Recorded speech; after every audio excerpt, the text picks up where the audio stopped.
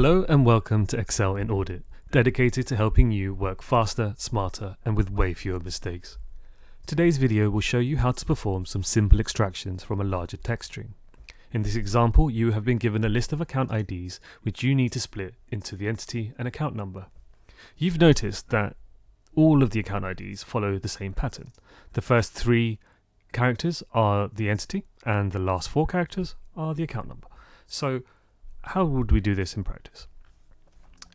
We might start by saying there's not that many lines, so let's just type it in. So let's go HCO 1000, HCO 2000, and so forth.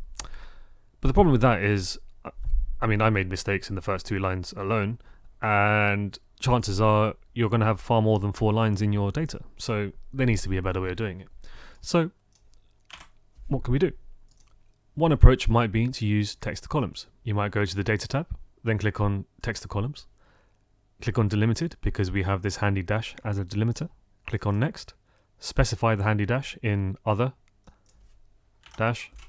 Then click on Next. Leave this as General. Change the destination to be the column along, and then click on Finish.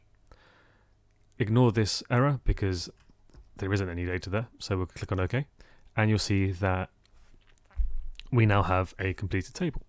Now, this works in practice, but as you can see, there was quite a few clicks, and we want to try and do things better.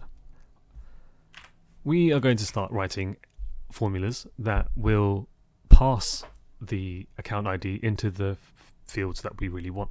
So let's take HCO as an example. How would we get that? It was going to be the first 3 characters, or the leftmost 3 characters. So let's start writing a left function.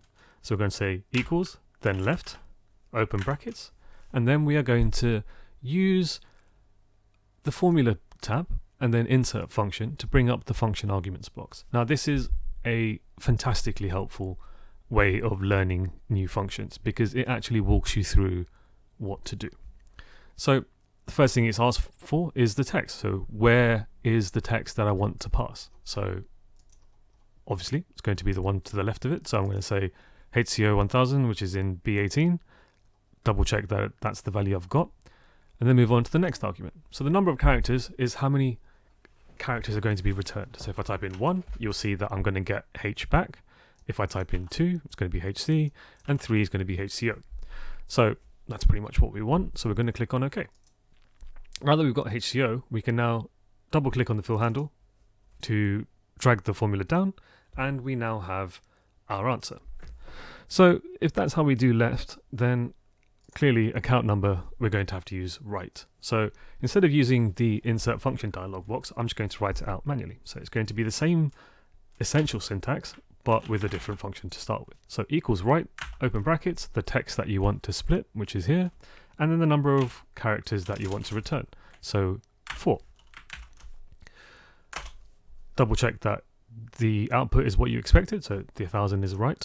And then we're going to double click on this to drag it down. So now we have a list of entities and account numbers that have been passed from the account ID. If I had a completely new set of accounts next year, I could just paste them in. So as an example, I'll just show you this. You'll see that everything has changed dynamically. So left and right, quick ways of doing it